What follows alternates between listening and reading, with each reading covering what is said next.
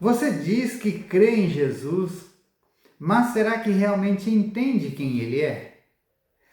Porque em Mateus capítulo 8, versículos 14 ao 34, Jesus revela um tipo de autoridade tão absoluta que ninguém permanece indiferente diante dela. Doenças se curvam, natureza obedece, demônios tremem, e ainda assim existem pessoas que continuam sem compreender plenamente quem está diante delas. Depois de curar o leproso e o servo do centurião, Jesus entra na casa de Pedro. Ali ele encontra a sogra de Pedro enferma, com febre. A cena é simples, quase doméstica, nada grandiosa, nada público. Mas Jesus se aproxima, toca a mão dela e a febre desaparece imediatamente. E o texto diz que ela se levantou e passou a servi-lo. Esse detalhe é precioso. A cura que Jesus fez não apenas remove a enfermidade, ele restaura a pessoa para o propósito. Ele não apenas melhora, ele devolve dignidade, capacidade e resposta. A graça recebida se transforma em serviço. E ao cair da tarde, muitos endemoniados e enfermos são levados a ele. Com a sua palavra expulsou os espíritos e curou todos os que estavam doentes. Todos. Nenhuma resistência é grande demais.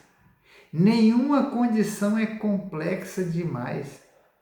Nenhuma força espiritual pode resistir à autoridade de Cristo. Mateus então conecta esse momento à profecia de Isaías. Ele mesmo tomou as nossas enfermidades e carregou com as nossas doenças. Jesus não está apenas realizando milagres isolados. Ele está revelando a sua missão messiânica.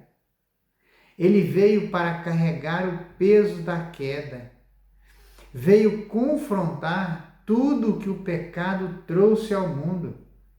Dor, opressão, sofrimento, desordem. Cada cura é um sinal do reino. Cada libertação é uma declaração de que o rei chegou. Mas então o texto muda de direção. Um escriba se aproxima e diz: Mestre, seguir-te-ei para onde quer que fores. Parece uma grande declaração.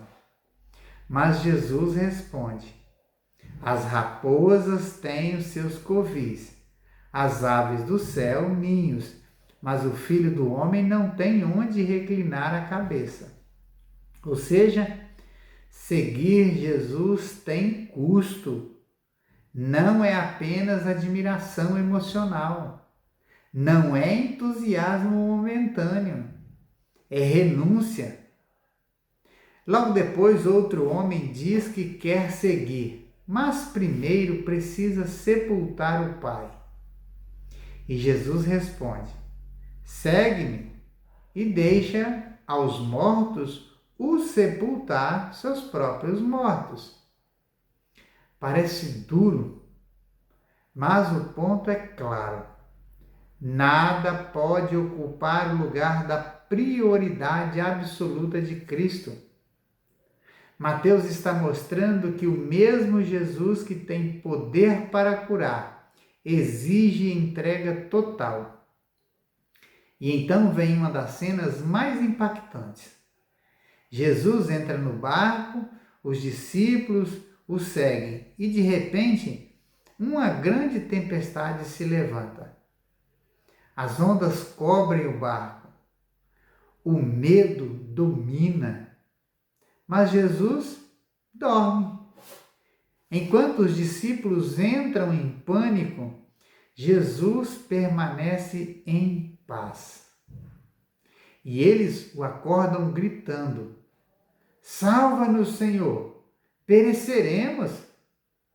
E Jesus responde: Por que sois tímidos, homens de pequena fé? Então ele se levanta, repreende os ventos e o mar, e tudo fica em perfeita calmaria. Imagine isso: o mar, símbolo de caos e força indomável, se aquieta com uma palavra. E os discípulos ficam admirados.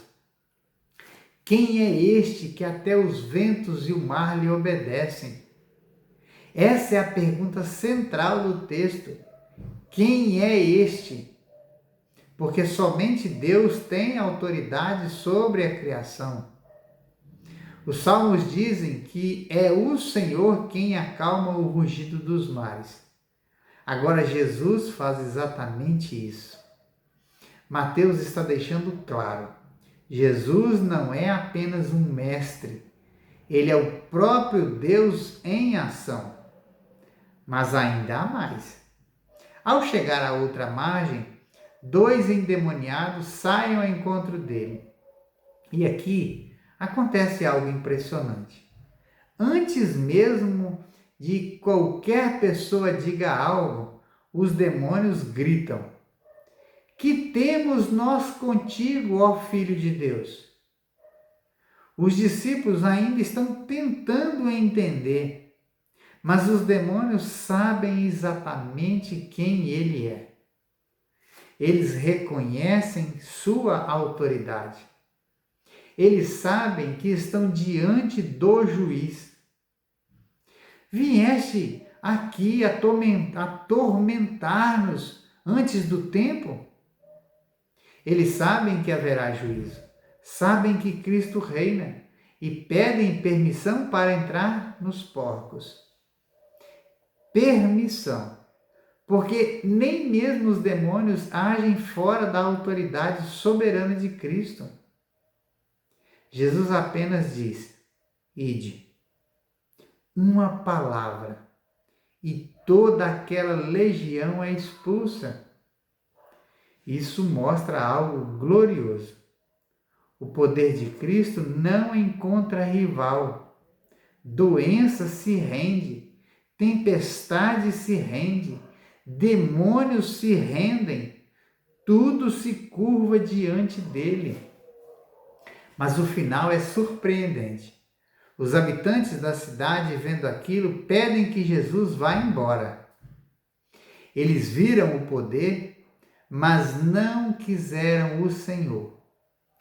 Preferiram a estabilidade econômica, o conforto, a normalidade à presença de Cristo. E isso é profundamente atual. Muitos querem os benefícios de Jesus, mas não querem a autoridade de Jesus. Querem paz, mas não rendição.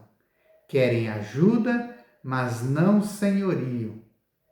E então, o texto nos força a encarar a pergunta: quem é Jesus para você?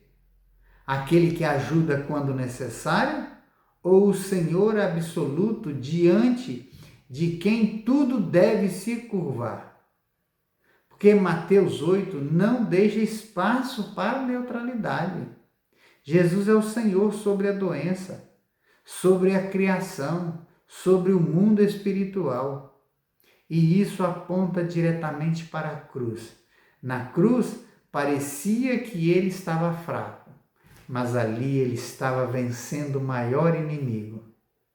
Ali, ele derrotava o pecado, a morte e Satanás. E na ressurreição ficou claro de forma definitiva: toda a autoridade pertence a Cristo. E então, a questão não é se Jesus tem poder. A questão é: você está rendido a esse poder? Porque até os demônios reconhecem quem ele é. Mas a fé verdadeira não apenas reconhece, ela se entrega. Pense nisso.